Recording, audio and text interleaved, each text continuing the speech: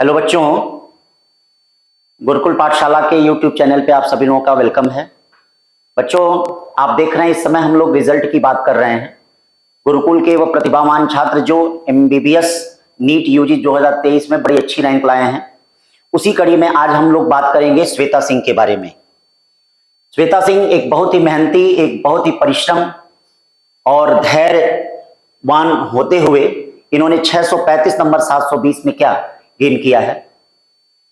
इन्होंने बहुत ही संघर्ष किया और इस संघर्ष के साथ आज इस मुकाम पे पहुंची हैं। एक पूर्वांचल के लिए, गुरुकुल के लिए, अपने परिवार के लिए एक मान सम्मान की बात है, जिन्होंने कि 635 नंबर क्या है लाया है।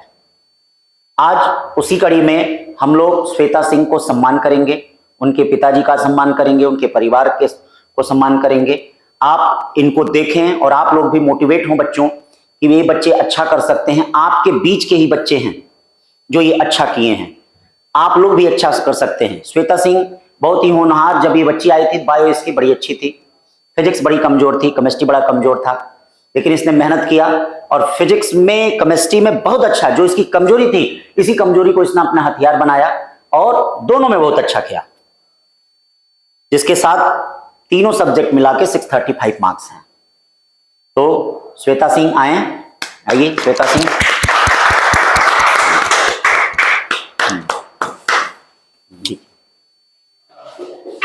एक मिनट दीजिए सर, एक मिनट उसको कर दीजिए। बेटा,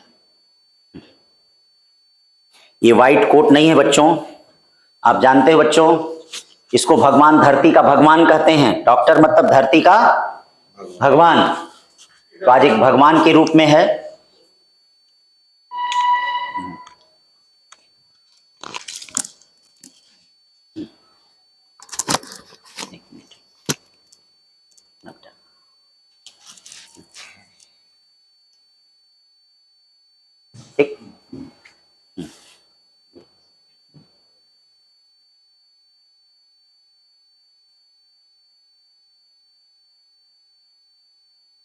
श्वेता के पिताजी को मैं बुलाना चाहूंगा कि श्वेता के पिताजी आए।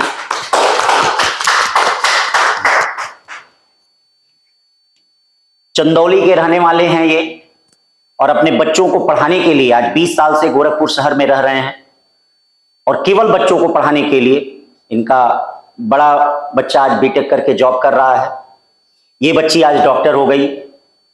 अभी ये ननिहाल में बच्ची थी, आज आई है और कह रही है कि नानी सुन के बड़ा खुश हैं और अभी से डॉक्टर साहब बुला रही है। सोचिए कि ये पल आपके साथ भी होगा, ये चीजें आपके साथ भी होंगी। बस हिम्मत मत हारिए, रनर इज विनर, जो लगा रहेगा वही अच्छा करेगा। और आज हम श्वेता से जानेंगे, किस तरह से श्वेता ने पढ़ाई की थी, किस तरह से ये संघर्ष को जारी रखा और किस तरह से ये 635 नंबर के मुकाम पे पहुंच गई। पिछले साल ये सेलेक्ट नहीं हो पाई। पिछले साल बेटा कितना मार्क्स था? 571। तो कैसे 571 से 635 का इन्होंने सफर तय किया, आज ये सब हम लोग जानेंगे। और आप भी जिनका भी 550, 520 मार्क्स आया है, एकदम न घबराएं बच्चों, आए गुरुकुल को ज्वाइन करें, टेस्ट सीरीज ज्वाइन करें, क्लास ज्वाइन करें, कुछ न कुछ करें, ज्वाइन करें। देखें आपके भी मार्क्स क्या है, आ जाएंगे 635, 650, 700, जो भी होगा, जितनी भी होगी वो चीजें आ जाएंगी। तो आज सब हम लोग जानेंगे, सारी चीजें सब लोग सीखेंगे। सूरी सर, और बताएं कि क्या, कैसे बच्चे पढ़ें, क्या चीजें करें। देखिए, ये जो एक श्रृंखला बनी हुई है जिसमें हमारे गुरुकुल में जितने भी बच्चे सेलेक्ट हुए हैं, आप लोगों ने आज न्यूज़पेपर के माध्यम से या सोशल मीडिया के माध्यम से आपने हमारा रिजल्ट देखा भी होगा। रिजल्ट में बच्चों के एप्लीकेशन नंबर है, रोल नंबर है और डेट ऑफ बर्थ है। तो ये रिजल्ट की ऑथेंटिसिटी है। और उसके साथ साथ हमारे जितने भी बच्चे इस गुरुकुल से पढ़ करके सेलेक्ट हुए हैं, हर एक बच्चे का पर्सनल इंटरव्यू विद गार्जियन आपको रेगुलर हमारे चैनल से मिलता रहेगा। तो आप लोग हमारे चैनल को फॉलो करिए और सुनते रहिए, क्योंकि ये जो बातें हम बताएंगे शायद हो सकता है कि आपके भी जीवन में वो चीजें घटित हों और आप वो प्रॉब्लम फेस करें, और शायद इनकी बातें आपके लिए एक वरदान स्वरूप साबित हो सकती हैं। तो आप इनकी बातों को ध्यान से सुनिए और ये जो भी बता रहे हैं ये इनके साथ हुआ है और वो आपके साथ हो सकता है, तो शायद वो प्रॉब्लम आपको फेस ना करनी पड़े। इसलिए इन सभी सेलेक्टेड बच्चों की बातों को बहुत ध्यान से सुनिए और उसको अपने जीवन में उतारने की पूरी कोशिश करिए। और एक दिन ये आपका समय होगा जब आप यहां होंगे और बाकी अपनी ही जीवन की चीजें जो आपके साथ हैपनिंग हुई है उसके बारे में आप बाकी लोगों को शेयर करेंगे। तो आइए आगे फिर बढ़ते हैं इसी क्रम में और बाकी सारी बातें हम लोग करेंगे श्वेता के साथ। तो मैं अब बुलाना चाहूंगा आनंद सर को जो आएंगे और बिल्कुल श्वेता के साथ जो है आपको श्वेता ने कैसे तैयारी की, क्या क्या प्रॉब्लम्स आई, किस टॉपिक को कैसे पढ़ा, फिजिक्स केमिस्ट्री बायो को कैसे मैनेज किया और एक प्लान्ड वे में तैयारी करने के बाद इन्होंने कैसे 635 स्कोर किया। तो आगे की बातों के लिए मैं बुलाना चाहूंगा सर को। सर आएंगे और साथ में श्वेता और उनके गार्जियन भी होंगे और उन लोगों के साथ मिलकर बातें करेंगे। Thank you.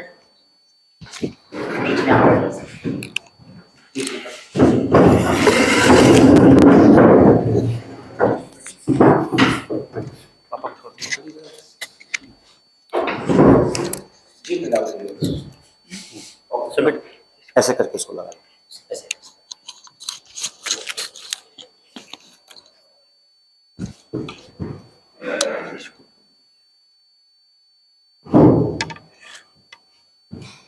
सबसे पहले बेटा तुमको इस बड़ी सफलता पे बहुत बहुत धन्यवाद देते हैं कि तुमने इतने बड़े अचीवमेंट किया है नीट 2023 में।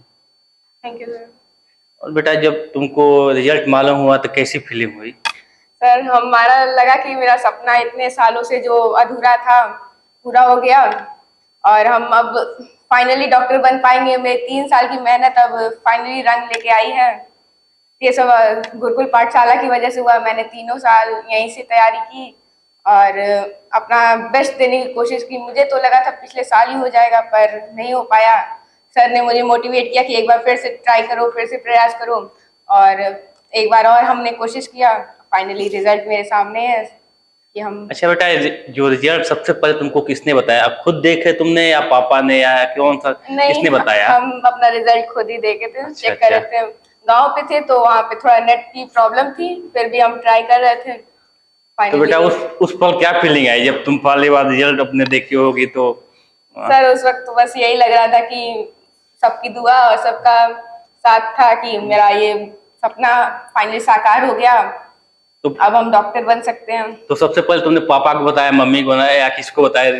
सबसे पहले मैंने अपने नानी को बताया क्योंकि नानी बहुत ही मेरे लिए कई सालों से वो सोच रही थी कि फाइनली मेरी बेटी डॉक्टर बने, तो उनका सपना साकार हो गया।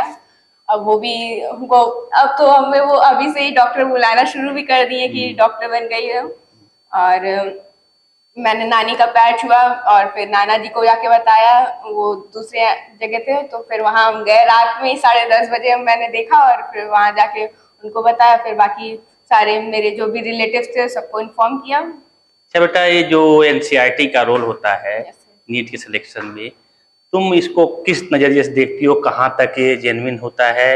एनसीईआरटी फॉलो करना चाहिए, कितना फॉलो करना चाहिए, क्या इसका रोल है बेटा? कुछ बच्चों को बताओ, जो बच्चे तुमको सुन रहे हैं, देख रहे हैं, उनको इससे एक प्रेरणा मिलेगी कि एनसीईआरटी क्या है। जो एनसीईआरटी का हुआ बना हुआ है उसको फॉलो करना चाहिए, किस तरीके से करना चाहिए, उसके बारे में कुछ बताओ बेटा। हमें नीट की तैयारी करने के लिए एकदम एनसीईआरटी पे स्ट्रिक्ट उस पर डिपेंड होना चाहिए। हमें एनसीईआरटी को छोड़ के कहीं भी जाने की जरूरत नहीं है। मैंने जो भी जितना भी पढ़ा सब एनसीईआरटी पे एकदम टू द पॉइंट डिपेंड होके पढ़ा था। एनसीईआरटी एकदम इजी है, बस उसको हमें बार बार रिवाइज करने की जरूरत होती है। स्पेशली बायो और केमिस्ट्री में इनऑर्गेनिक और बायो को अगर हम रेगुलर बेसिस पे रिवाइज करते रहे तो हमारा तैयार हो जाएगा। उसके लिए कोई ज़्यादा टेंशन लेने की जरूरत नहीं है। और फिजिक्स के लिए सबसे मेन इम्पॉर्टेंट होता है कि हम प्रैक्टिस करते रहें। फिजिक्स के लिए भी कहीं ज़्यादा जाने की जरूरत नहीं है। हमें फिजिक्स के लिए इनटेक क्वेश्चन दिया होता है, उसको प्रैक्टिस कीजिए, एक्सरसाइज प्रैक्टिस कीजिए, बैक एक्सरसाइज कीजिए और उसका हम लोग वो भी प्रैक्टिस कर सकते हैं। उसकी जो बुक होती है प्रीवियस ईयर प्रैक्टिस कीजिए। फिर उसके बाद अगर ये सब से हो जाए तो फिर आप अगर फर्दर कुछ प्रैक्टिस करना चाहते हैं तो कर लीजिए पहले, लेकिन एनसीईआरटी को फिनिश कर लीजिए।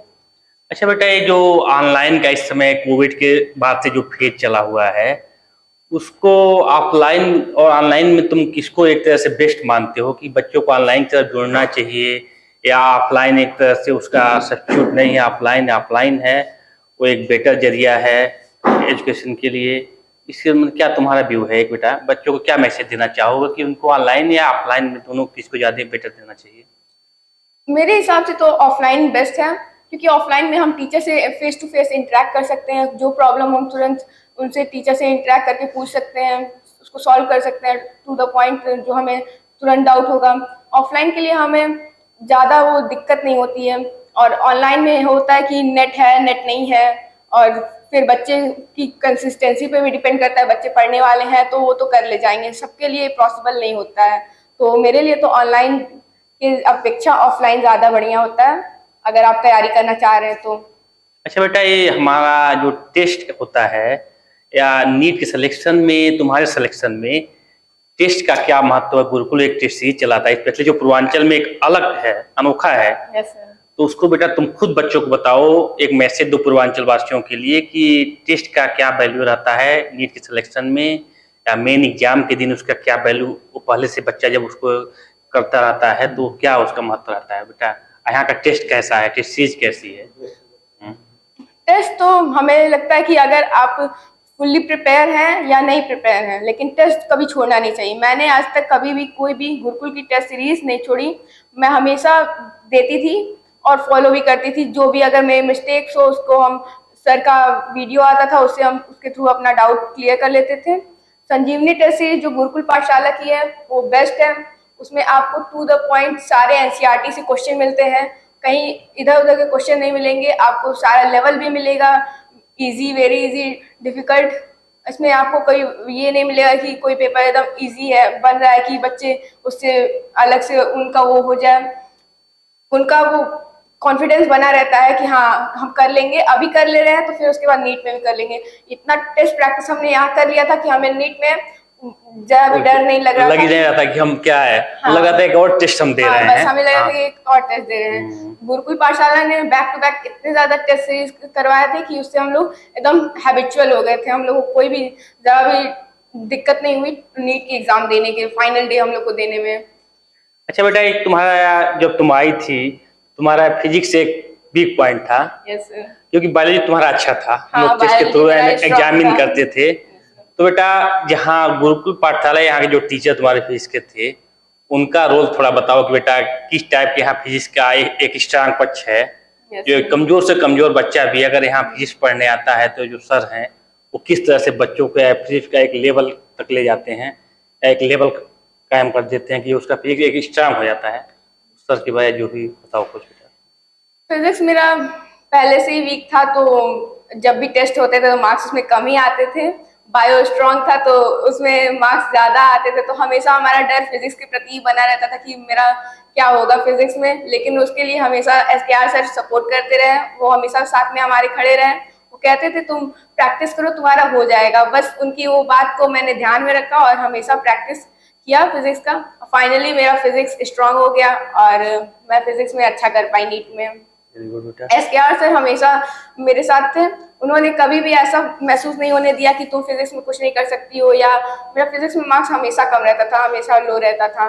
बायो में तो हमेशा मैक्सिमम ही मार्क्स रहते थे, पर फिजिक्स में कम रहता था। और सर कहते थे, सर हमेशा हमसे यही पूछते थे कि पहले बायो का मार्क्स बताओ, फिर उसके बाद फिजिक्स का मार्क्स बताओ। और उस हिसाब से मेरा फिजिक्स का मार्क्स इतना बुरा रहता था कि हम बता भी नहीं पाते थे क्या मार्क्स है मेरे। फिर भी मैंने मेहनत की, सर ने हमेशा सपोर्ट किया, सर हमेशा साथ में रहे। और संजीवनी टेस्ट सीरीज जो शुरू हुई थी, उसके अलावा एक फिजिक्स के लिए इंडिविजुअल टेस्ट सीरीज स्टार्ट हुई थी। उसमें हम लोग को 1 घंटे में क्वेश्चन का रहता था, और उसके मदद से हमारा बहुत ही ज़्यादा इम्प्रूव हो गया फिजिक्स। और आज हम इस मुकाम पे हैं कि हमारा फाइनली MBBS में एडमिशन होगा। बट बस बेटा एक मैसेज बताओ, जो बच्चे कुछ नंबर से रुक गए हैं, मान लो 570, 580 तक या 590 तक पहुंचिए, उनके लिए एक मैसेज दो कि बेटा जो क्या तुम सोचती हो, जो पिछले साल किसी कारण बस तुम 2-4 नंबर से तुम्हारा भी रुक गया था, तो वो फीलिंग जो बच्चों की इस समय आ रही होगी, वही फीलिंग को दूर कैसे करें और क्या करें कि वो अगले से आज तुम मुकाम पे बैठी हो, वो कैसे वो अचीव करें। उनके लिए एक मैसेज, एक कॉमन मैसेज जो होता है बेटा कि बच्चों के एक मोटिवेशन के लिए। मेरी तरफ से कॉमन मैसेज यही है कि कभी भी डिमोटिवेट मत होइए।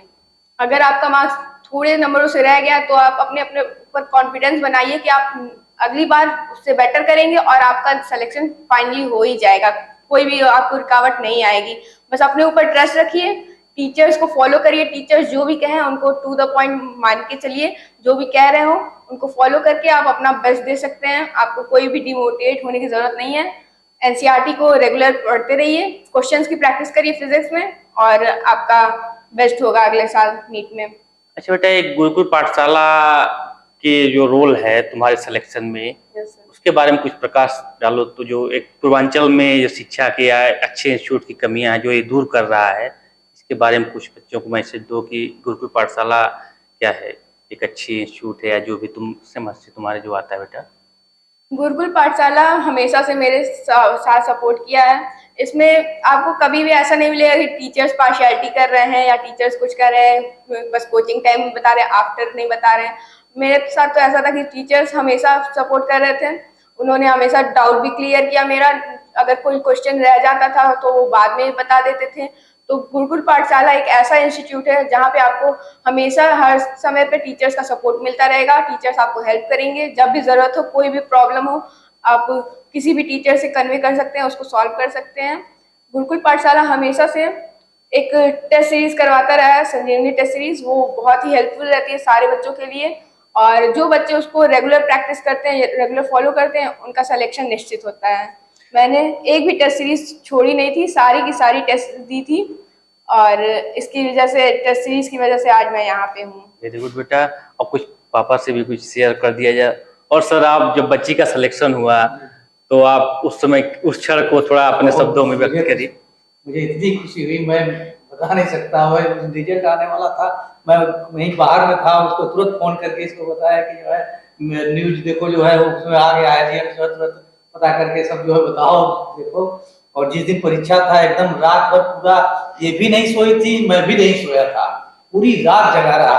इतना एक्साइटमेंट कि क्या पिछली बार जो है 571 पे आकर के रुक गया था, तो हम कहे कि भाई क्या होगा देखो की बार जो है।